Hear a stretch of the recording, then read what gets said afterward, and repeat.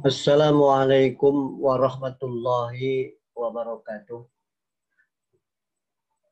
Kita panjatkan puji syukur kehadirat Allah Subhanahu wa taala atas rahmat, nikmat, hidayah dan izinnya jualah alhamdulillah pada kesempatan yang berbahagia ini kita masih mendapat karunia rahmat dari Allah Subhanahu wa taala dalam keadaan sehat wal afiat.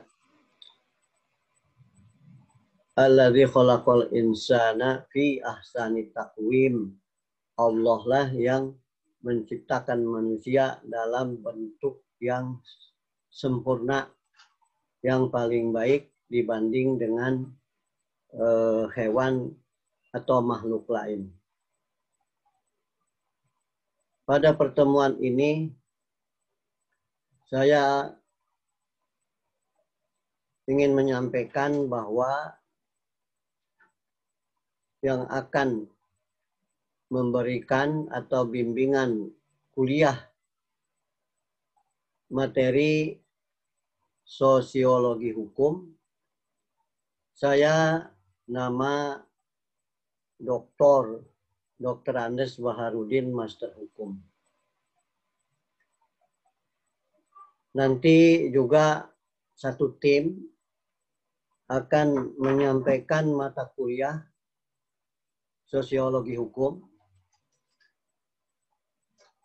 Ibu Dr. Nunung Robiah, Master Agama. Pada pertemuan ini yang pertama dan utama, agar saudara mahasiswa-mahasiswi S2 pasca sarjana Universitas Bandar Lampung Fakultas Hukum sukses dalam menempuh perkuliahan. Yang pertama, saya menyarankan kepada Anda untuk selalu aktif mengikuti kegiatan kuliah. Sebagaimana biasa, kuliah itu mengikuti pertemuan sebagaimana yang telah ditetapkan oleh Fakultas Hukum S2.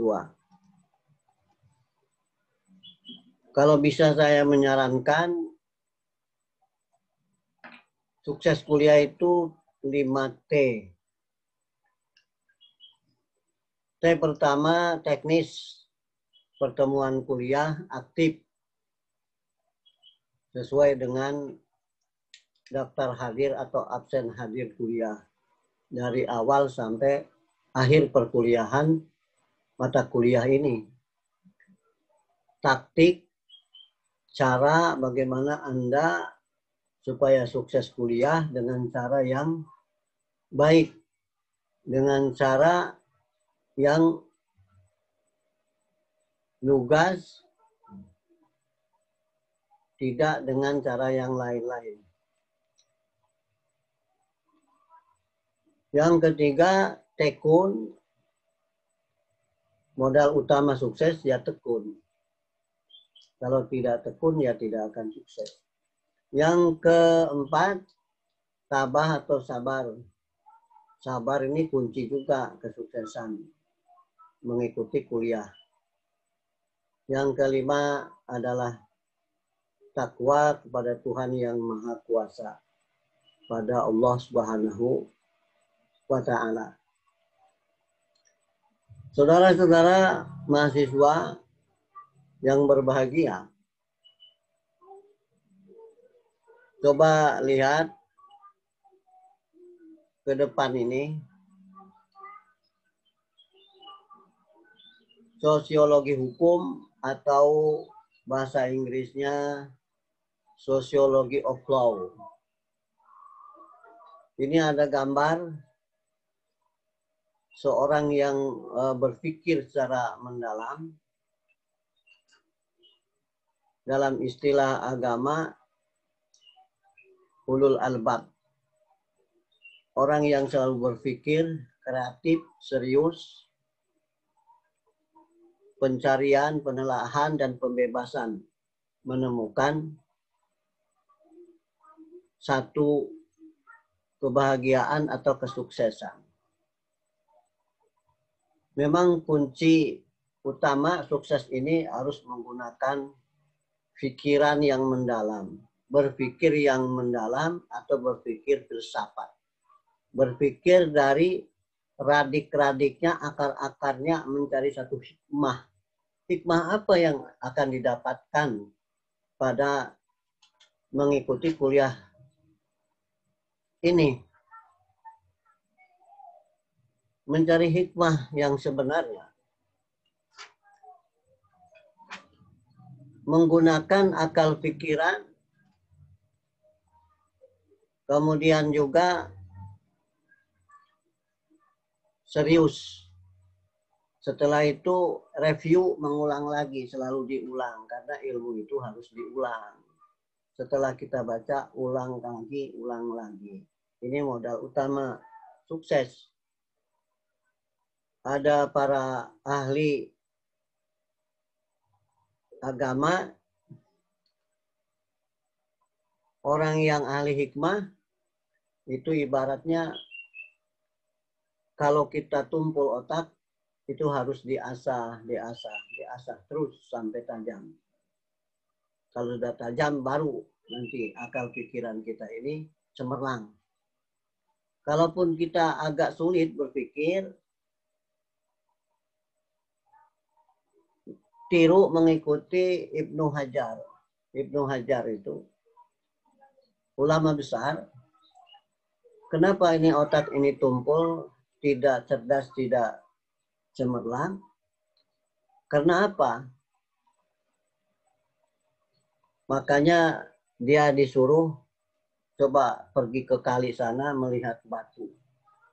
Setelah melihat batu, di kali sana ditetesin air terus aja bertahun-tahun sehingga akhirnya batunya itu dekok, batunya itu berubah.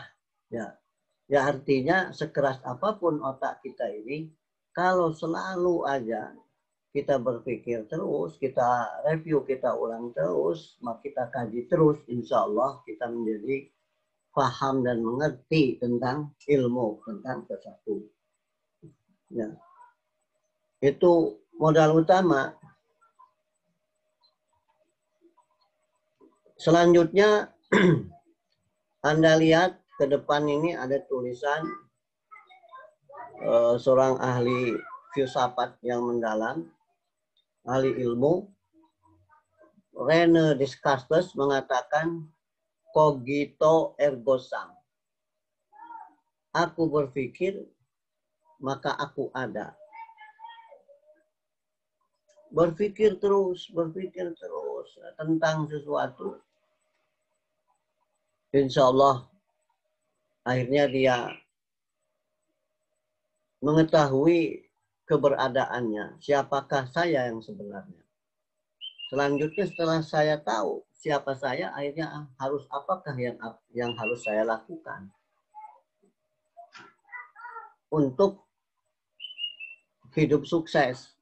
Maka dengan cara menuntut ilmu, menggali ilmu, wawasan keilmuan kita, insya Allah selamat.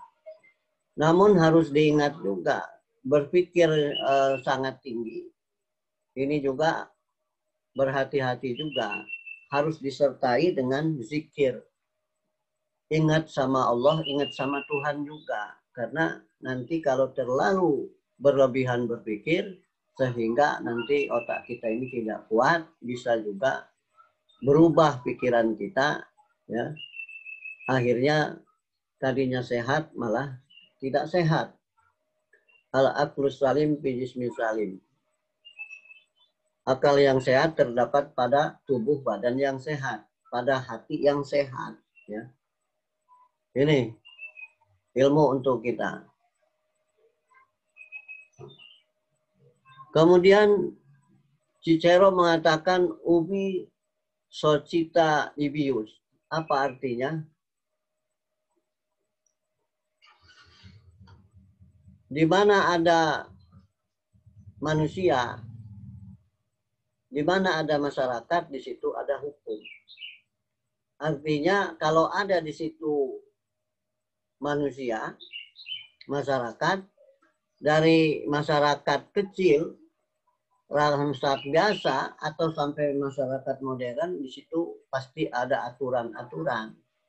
Ada aturan-aturan kehidupan manusia, maka kita ikuti aturan yang terbaik itu. Selanjutnya, Saint-Germain, tidak ada ruang hampa atau kosong tanpa hukum. Berhadapan dengan hal-hal yang abstrak sekalipun, melainkan berhadapan dengan tatanan-tatanan dalam masyarakat dan manusia-manusia hidup. Di mana di situ ada masyarakat, berarti ada aturan, tidak ada ruang hampa, tanpa hukum. Walaupun kelihatannya tidak ada aturan, tetapi di situ ada masyarakat. Kalau kita gali-gali, kita cari-cari, kita bertanya, kita interview kepada masyarakat di situ, pasti ada aturan. Walaupun masyarakat itu masih nomaden, termasuk masyarakat kubu sekalipun, di situ ada aturan kehidupan manusia. Disinilah makanya kita mempelajari sosiologi hukum, ya, bagaimana fakta-fakta hukum yang mengatur, hukum yang dilaksanakan oleh manusia, manusia hidup atau yang namanya masyarakat di situ. Nah, inilah bekal utama pertama kali kita berjumpa di perkuliahan ini. Semoga berkah dan manfaat bagi kita semuanya. Wassalamualaikum warahmatullahi wabarakatuh.